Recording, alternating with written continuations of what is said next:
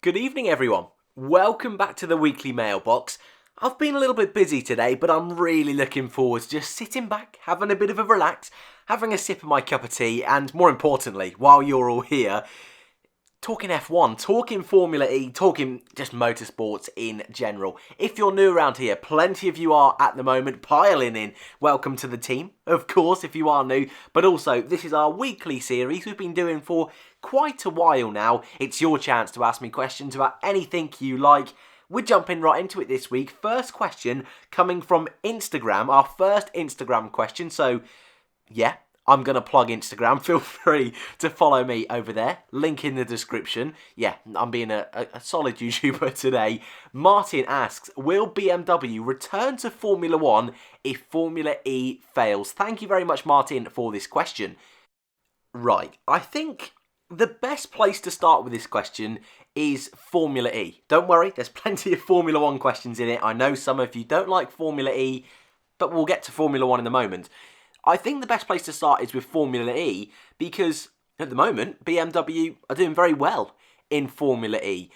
Big progression last year, finally joined the sport properly as a manufacturer. They dabbled a little bit in sponsorships and working loosely with teams, but fully jumped on board last year. Went well, I think. We're in the title fight with Da Costa right down to the final weekend. Won a race in the first race of the season with Antonio Felix da Costa. Countless podiums.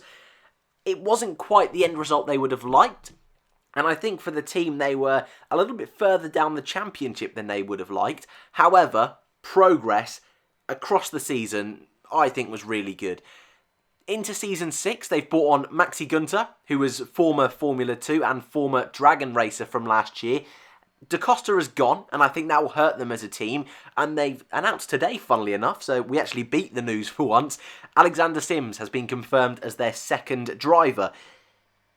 I think if Formula E fails, which potentially it could, I think in relation to this question, it would be the series rather than the team. I think the team are in Formula E for the long haul, in my opinion. But if Formula E itself fails, whether that's Formula 1 eventually going to electric power and Formula E folds that way, hey, you can put that up to whatever. But if it does fail, would BMW return to Formula 1?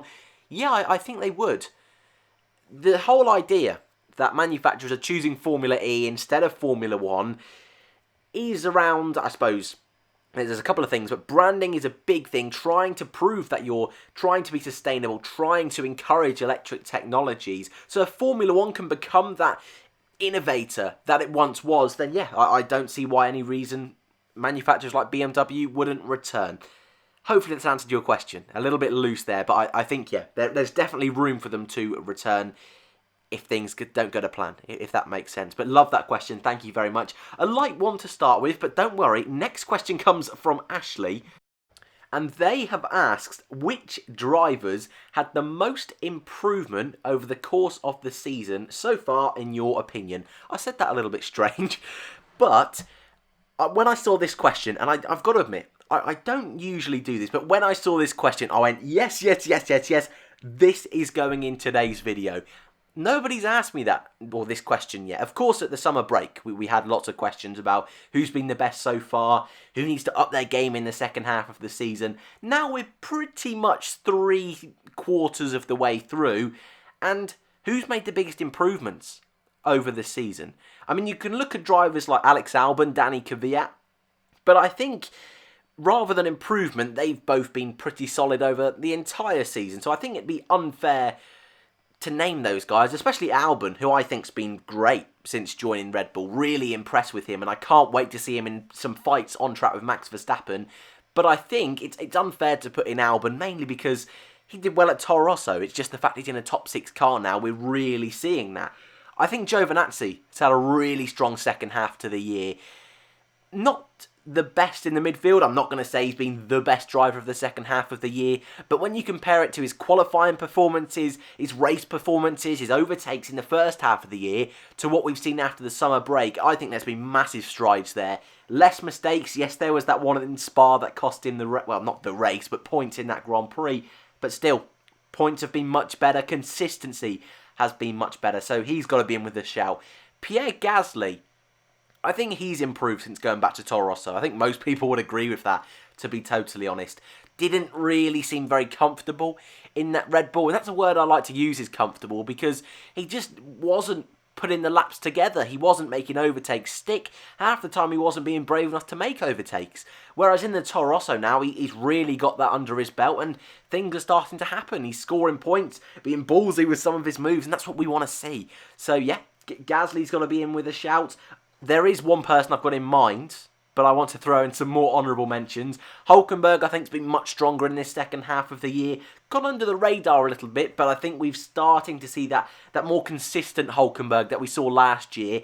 Not necessarily being right at the front in that midfield, but scoring points and doing the job. Ferrari, big turnaround from them. But funnily enough, my most improved driver is Sergio Perez. I wonder how many of you were going to predict that. Perez, and this is generally where I'm going to base it from, is at my mid-season reviews. I was a little bit disappointed with Sergio. With all the money coming into Racing Point, I thought they'd have a real big impact. Of course, they bought upgrades over the summer and the cars worked well, but Perez himself, in the last 4 races since the summer break, 3 top 7 finishes, 6th in Spa, 7th in Monza and 7th last time out in Russia. Before that, before the summer break, in those first 12 races, he'd scored in 3 races. That was it. And they all came in the first 4 races of the season. I believe it was China, maybe he missed. No, Melbourne he missed out on, I believe. And then Bahrain, China and Azerbaijan he scored. But then there was a giant gap to Spa. Perez, and whether it's the car just suits him better and they've been able to develop it with the new cash involved, I don't know. But he just seems to be such a different driver this second half of the year. And a little bit like what I just said with Perez, no, with Hulkenberg, apologies. Like I said with Hulkenberg, Perez just seems to be that driver that we've seen in the past, has been reborn, re-unleashed onto the grid. And I think he's someone that goes under the radar quite a lot. And I just wanted to give Perez fans a little bit of love. Being a Grosjean fan, I know sometimes it's difficult being a fan of a lesser-known driver, but apologies, people from Mexico. I know he's very well known. I'm digging myself a hole even more, so I think we'll move on to the next question. But love that one, and I'd love to know your thoughts in the comments below. Who do you think has been the most improved driver in 2019? Right, we'll move on. Question number 3. Yonk Fury is how I'm going to pronounce this. A wacky name, but I like it. Good question as well. Wacky question. I like it. Do you think McLaren could have challenged Mercedes at the beginning of the hybrid era if they had kept Mercedes engines?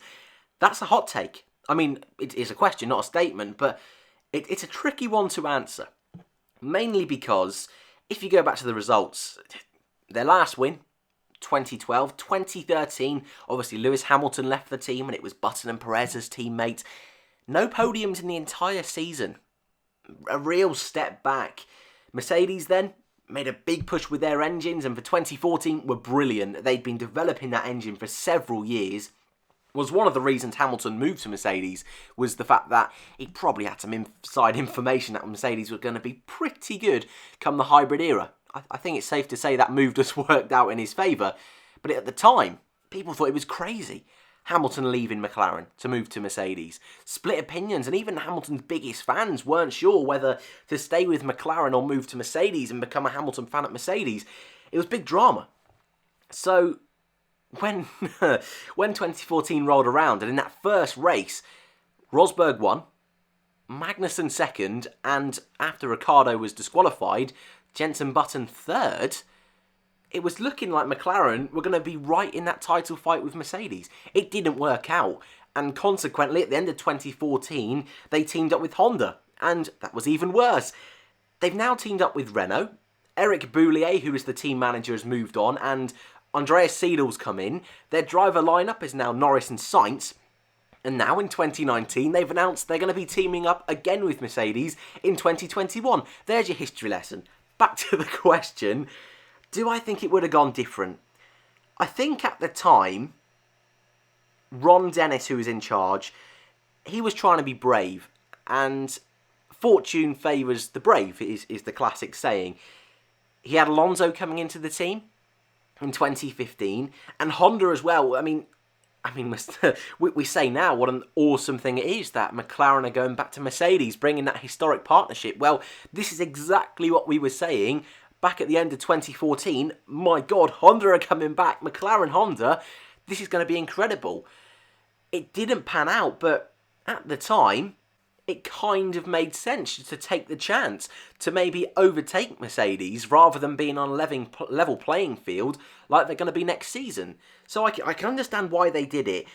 Do I think they would have challenged Mercedes? Well, on the driver line up front, Hamilton-Rosberg, to me, is a better lineup than Button-Magnussen. But if they then brought in Alonso, it's a real difficult one. Mainly because the decline of McLaren at the end of 2012 through 2013 and 14 was visible. And when you see the sudden change that has happened now from 2018 to 2019, with Alonso moving on, with Seidel coming in, I think McLaren were going to be doomed anyway. Honda engine, Mercedes engine, I just think they needed a real refresh of the entire company, not just an engine. I really think, and this is a hot take for you, I think Zak Brown's slowly doing a good job at McLaren, really bringing in, like he's done with his two drivers, just a completely different, I suppose, modern vibe to the team, and it seems to be working for them. And they're moving in the right direction now, but I think if they'd have had Boullier, if they'd had Alonso fighting for a title, would Button have been happy to be a clear number 2 in a title fight? I'm not too sure they would have had the legs, but it's a really interesting question. One I could spend hours talking about, but that's just my quick 5 minutes thought. But again, I'd love to know your thoughts in the comments below. I just think Mercedes, being that works team, having that knowledge, they have control of the contract as well. Don't forget. Yeah, I could talk about it for hours. Really love the question. Thank you for sending that one in, Yonk Fury. Question 4. Kind of linking on from McLaren. Do you think Jenson Button could go to Formula E? Now, important something to really lay down here, and I want everyone to listen to this. Mishi Pishi is an awesome name. That's one of the best names that's ever sent me a question. Heart on that one, if I can. But the question is also a good one. Hence, I picked it, obviously. Jenson Button. I think, I always say this with Formula E. What they need now isn't a new car, isn't well, I suppose a big name venue would be lovely. But I personally think what they really desperately need is big names to join the sport. I mean, look at last year. We had the likes of Pascal Wehrlein. We've already had Jean-Eric Vergne. Felipe Massa, probably the biggest one that joined Formula E last year. Stoffel Van Dorn. These names that Massa, I think you could say, is a top-tier Formula 1 name that the casual viewer would understand, if that makes sense. I mean, my mum and my brother, who don't watch Formula 1, they know Felipe Massa. Not so much Stoffel Van Dorn, but these names that people know that don't necessarily watch Formula 1, once you have them moving over to Formula E, like a Jenson Button, then more interest comes to the sport. Season 5, there were lots of changes, so it's really difficult to judge why the majority of people went, whether it was attack mode, unlikely, whether it was the car or the drivers, but I personally think it's the drivers. Look at IndyCar. I always say this, how many people have watched IndyCar since Fernando Alonso tried to do the Indy 500, when Fernando Alonso was in the WEC? Hell, now Marcus Ericsson is in IndyCar. How many people... Okay, maybe they don't stay, but at least give it a try. And for a sport like Formula E, that's just starting out. It's a baby, really. Only an infant. They need that. So, for Formula E, yeah. For Jenson, he's still racing. He was Super GT World Champion last year with Naoki Yamamoto, who's doing FP1 in Japan this weekend for Toro Rosso, which is awesome. I'd love to see Button there. I wonder what team he would go to. Honda don't have a team there, McLaren don't have a team there, so his sporting ties are a little bit difficult, but I'd love to see him at a team like Virgin alongside Sam Bird or Robin Frijns, either of them. I think he'd be a really good fit there. What at Jaguar? Jaguar would be awesome. Mitch Evans and Jenson Button, they've signed James Collado, which I don't know a lot about, so I'm going to have to do some research there, but having a Jenson Button there, that would be awesome. So I think you can tell, I would love this to happen. I'd love to see Jenson in Formula E. He's just had a baby boy. I don't know whether he really wants to commit to a full season of racing, but Formula E isn't the longest calendar. It's not the biggest commitment like Formula 1 is, so I think it'd be worth a try, and I personally would love to see it. But I'd love to know your thoughts in the comments below. However, more importantly, question 5 for new people. Remember this, question 5 is our audience participation question. It's a question where I leave it open to you guys. Of course, I have my say, but also you can have your say in the comments below.